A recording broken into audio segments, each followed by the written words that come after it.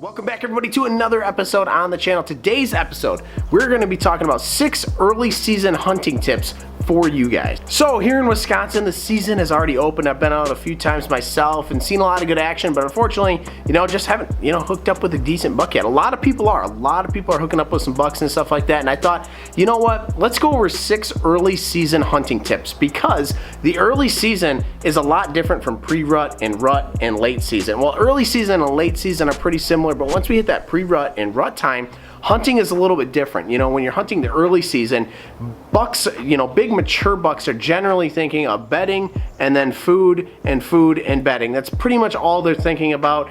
They're not worried about chasing a doe, anything like that. So the early season, I've got 6 different tips here that I want to go over with you guys that I think you guys are going to benefit from. And also, if I don't list a tip that you think is super important, maybe you're an advanced hunter watching this, just looking for some reminders, some content, list your best early season tip down in the comments below, and let's kind of spread that knowledge within the community. So tip number 1 for you guys is going to be scouting. My favorite way to scout. I have, I'm fortunate enough to have some private land to hunt, but I also hunt a lot of public land during the bow season.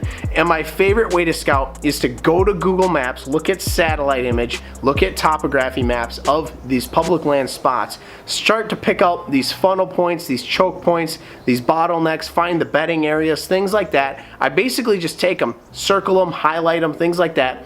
And then I go out in the field and I start scouting them. I get in there, I see what's going on. I walk transition lines, I check bedding, I check all these funnel points, choke points, things like that. All these different spots. I'll get in there early July. That's the best time you want to scout, is July, August. You don't want to get, any closer to the opening day. You want to get out there early July and get out there and do your scouting. Then once I get in there and start scouting out and I find some areas that look really good, like I'm pretty confident, then I like to bring in trail cams of those areas or nearby those areas. If you're hunting private land, I like to just cover all my bases. A lot of times when I'm hunting private land, I'll put cameras on the field edges. Private land, I put out enough cameras to cover basically, everything, because sometimes on a big enough, piece of private land, you may have a buck popping up and showing up on 3 of your cameras, but not the other 4 or 5 that you have out, something like that. Usually,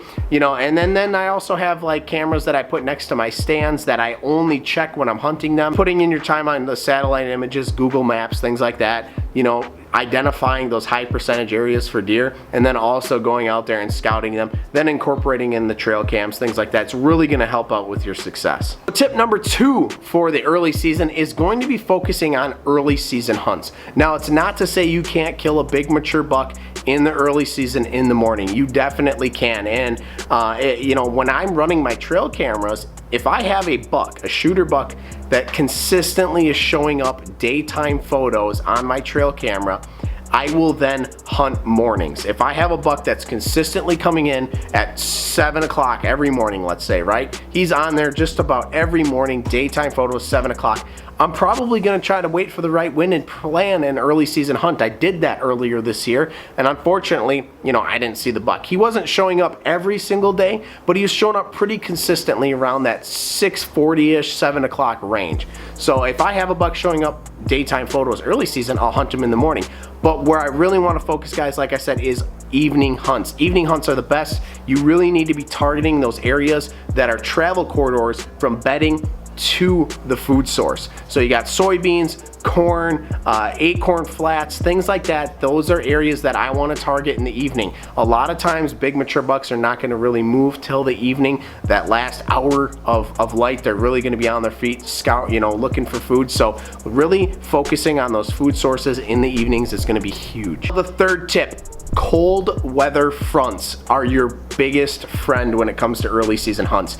A lot of times the weather in the early season, especially here in the Midwest, is really up and down. Just last week here in Wisconsin, it was 70 to 75 degrees where I was at, and then this week we're down into the 50s. So almost a 20-degree drop in temperature difference. That's huge. The deer are definitely going to be moving a lot sooner in the evenings here in Wisconsin with that temperature drop. So anytime you have a sudden cold front snap through through, a sudden front push through, that's going to be your best friend, and that's when you're going to want to hunt. Those hot days of 75, I know you can be eager to get out and hunt, and I'm not saying you shouldn't hunt. I'm just saying that if you have a spot that you're waiting for the right wind and you think it's really going to be good, I would really recommend waiting on that spot till you have the right wind and you have a good front push in. Now my fourth tip for you guys is going to be having a mobile setup. I think a lot of times we get stuck into this mindset that we have our best stands, maybe on private land, maybe on public land, that we consistently go to.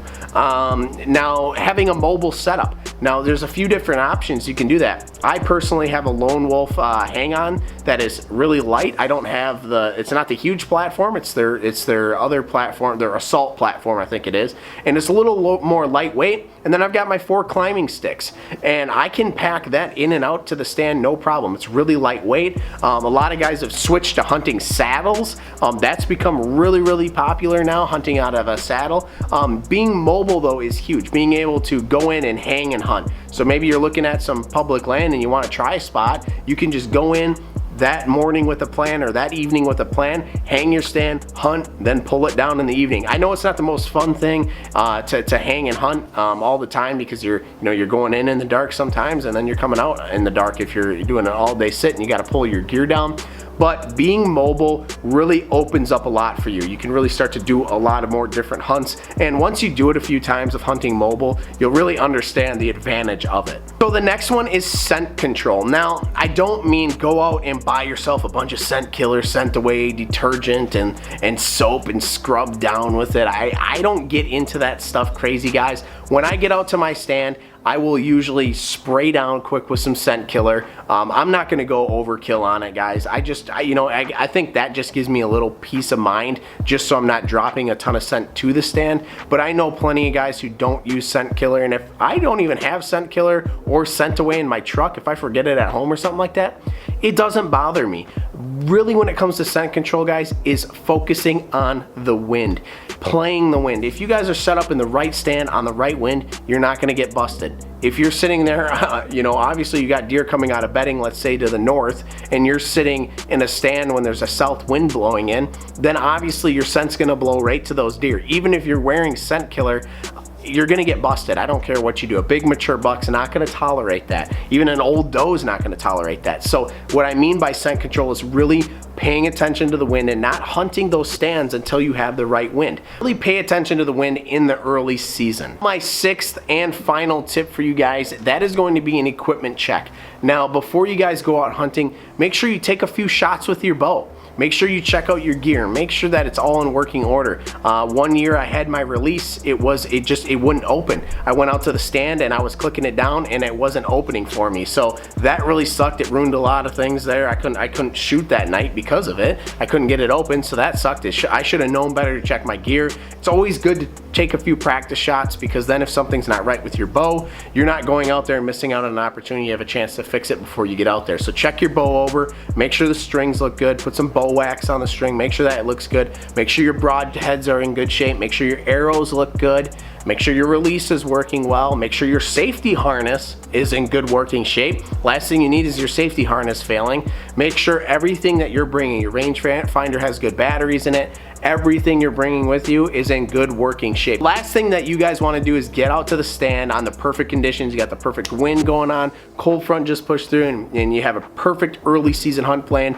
and next thing you know, your release don't work or something's going on with your bow. Check your equipment over and make sure everything is good to go. You guys have it, 6 early season hunting tips for you guys to use out there. If you guys have any tips that I missed, leave them down in the comments below. Share that knowledge with the community. Otherwise, I hope you guys enjoyed today's episode. Remember to like and subscribe, and we'll see you guys on the next one.